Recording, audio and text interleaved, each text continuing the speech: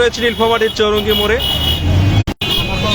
প্রচুর পরিমাণে যে সূর্যের তাপ কম হলেও কিন্তু ভ্যাপসা গরম রয়েছে, এতে মানুষের ভোগান্তি বাড়ছে।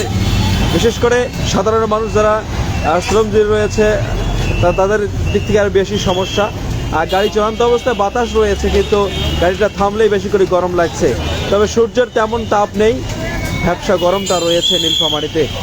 এতে দুপুর হতে হতে কিন্তু ক্লান্তিটা বাড়ছে। বিশেষ করে উত্তরের জেলা নীলফামারীতে বিভিন্ন স্থানে কিন্তু যে গরমটা দেখা দিচ্ছে, মনে হচ্ছে দুপুরের 2টা নাগাদ পরেই কিন্তু আকাশ যেমনটা হালকা মেঘাচ্ছন্ন রয়েছে, বৃষ্টি হওয়ার সম্ভাবনা রয়েছে।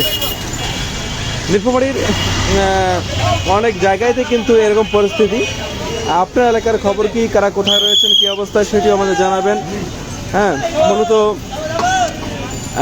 দেখছেন যে রোদের তাপমাত্রা অনেকটা কম, কিন্তু গরমের যে তীব্রতা সেটি কিন্তু প্রচুর পরিমাণে।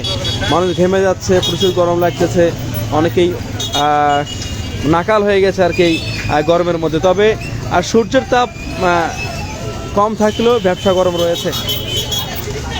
এবং আজকে কিন্তু আমরা জানি যে নীলফামারী জাতীয় বিশ্ববিদ্যালয়ে ভর্তি পরীক্ষা 2024 পর্যন্ত চলছে নীলফামারী সরকারি কলেজ সহ বিভিন্ন স্থানে। পাশাপাশি এখানে রয়েছেন গরম কীরকম আছে? গরম এই গরমে গরম সিঙ্গারা, পাশাপাশি গরম জায়গায় থেকে কিন্তু গরম সিঙ্গারা এবং গরম জিলাপি তৈরি করছেন দোকানদার রয়েছেন এখানে।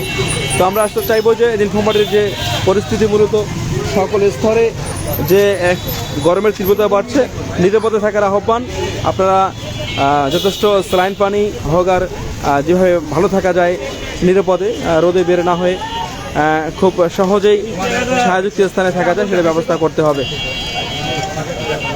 হ্যাঁ, এই গরমে কিন্তু দেখছি যে নীলফামারী চৌরঙ্গি হোটেলে গরমের মধ্যে পেঁয়াজি ভাসছেন। ভাই, গরম কিরকম ভাই? প্রচুর গরম ভাইয়া, সকাল থেকে কাজ করতেছে এখানে। এবছর তো এই গরমের মাঝে রয়েছেন, কেমন লাগছে? তাপমাত্রা খুব ভালো, খারাপ ভাই। তবু এখানে আছেন। যেমনটা শুনছিলাম, হোটেল রহমতিয়া রাজ চৌরঙ্গির মোড়ের পাশে যে হোটেলটা রয়েছে সেখান থেকে দেখা বলছিলাম। মূলত এই ছিল পরিস্থিতি নীলফামারীর টপ নিউজের পর্দায়। গরমের পরিস্থিতি নিরাপদে থাকার আহ্বান। বিশেষ করে বয়স্ক শিশু যারা রয়েছে তাদেরকে আরও নিরাপদে থাকতে হবে এবং ভালো থাকতে হবে। এই ছিল সর্বশেষ পরিস্থিতি নীলফামারীর টপ নিউজের পর্দায়। নীলফামারীর চৌরঙ্গি মোড় থেকে দেখছিলেন বিস্তারিত।